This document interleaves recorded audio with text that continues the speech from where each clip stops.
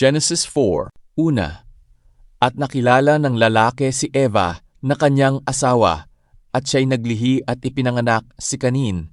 At sinabi, nagkaanak ako ng lalaki sa tulong ng Panginoon.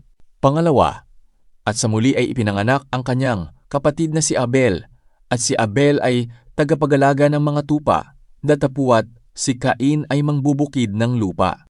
Pangatlo, at nangyari nang lumalakad ang panahon, ay nagdala si Cain ng isang handog na mga bunga ng lupa sa Panginoon. Pang-apat, at nagdala rin naman si Abel ng mga pang-anay ng kanyang kawan at ng mga taba ng mga yaon. At nilingap ng Panginoon si Abel at ang kanyang handog. Panglima, datapuat hindi nilingap si Cain at ang kanyang handog, at naginit na mainam si Cain at namanglaw ang kanyang muka. Pang-anim, at sinabi ng Panginoon kay Cain, bakit ka naginit at bakit namanglaw ang iyong muka? Pang-pito, kung ikaw ay gumawa ng mabuti, di ba ikaw mamarapatin?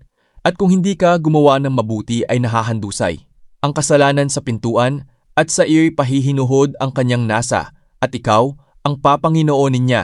8, at yaoy sinabi ni Cain sa kanyang kapatid na kay Abel, at nangyari nang sila'y nasa, parang ay nagtindig si Cain laban kay Abel na kanyang kapatid, at siya'y kanyang pinatay. Pang-siyam, at sinabi ng Panginoon kay Cain, saan naroon si Abel na iyong kapatid? At sinabi niya, ewan ko, ako ba'y tagapagbantay sa aking kapatid? Pang-sampu, at sinabi niya, anong iyong ginawa? Ang tinig ng dugo ng iyong kapatid ay dumadaing sa akin mula sa lupa. 11, at ngayoy sinumpa ka sa lupa na siyang nagbuka ng bibig na tumanggap sa iyong kamay ng dugo ng iyong kapatid. 12, pagbubukid mo ng lupa ay di na ibibigay. Mula ngayon sa iyo ang kanyang lakas. Ikaw ay magiging palaboy at hampas lupa sa lupa.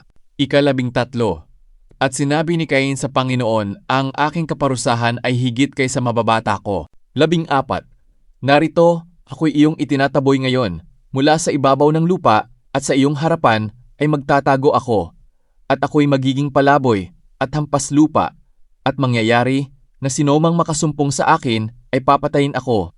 15, at sinabi sa kanya ng Panginoon, dahil dito'y sinomang pumatay kay Cain ay makapitong gagantihan, at nilagyan ng Panginoon ng isang tanda si Cain, baka siya'y sugatan ng sinomang makakasumpong sa kanya.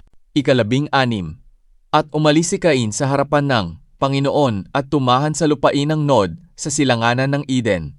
17, at nakilala ni Cain ang kanyang asawa, at siya'y naglihi at ipinanganak si Enoch. At siya'y nagtayo ng isang bayan at tinawag ang bayan ayon sa pangalan ng kanyang anak, Enoch. 18, at naging anak ni Enoch si Irad, at naging anak ni Irad si Mehujael, at naging anak ni Mehujael si Metusael, at naging anak ni Metusael si Lamech. 19, at si Lamech ay nag-asawa ng dalawa. Ang pangalan ng isa'y Ada, at ang pangalan ng ikalawa ay Zila. 20, at naging anak ni Ada si Jabal, na siyang naging magulang ng nangagsisitahan sa mga tolda at may mga hayop. 21, at ang pangalan ng kanyang kapatid ay Jubal, na siyang naging magulang ng lahat na tumutugtog ng alpa at ng flauta.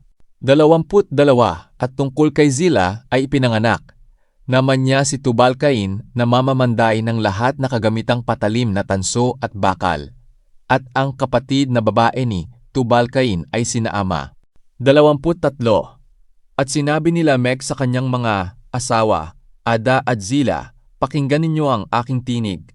Kayong mga asawa ni Lamech ay makinig ng aking salaysay, sapagkat pumatay ako ng isang tao dahil sa ako'y sinugatan at ng isang binata dahil sa ako'y hinampas. 24, kung makapitong gagantihan si Cain, tunay na si Lamech ay makapitong pungpito. 25, at nakilalang muli ni Adam ang kanyang asawa at nanganak ng isang lalaki at tinawag ang kanyang pangalan na Seth, sapagkat anya'y binigyan ako ng Diyos ng ibang anak na kahalili ni Abel, sapagkat siya'y pinatay ni Cain. 26, at nagkaanak naman si Seth ng isang lalaki, at tinawag ang kanyang pangalan na Enos. Noon ay pinasimulan ng mga tao ang pagtawag sa pangalan ng Panginoon,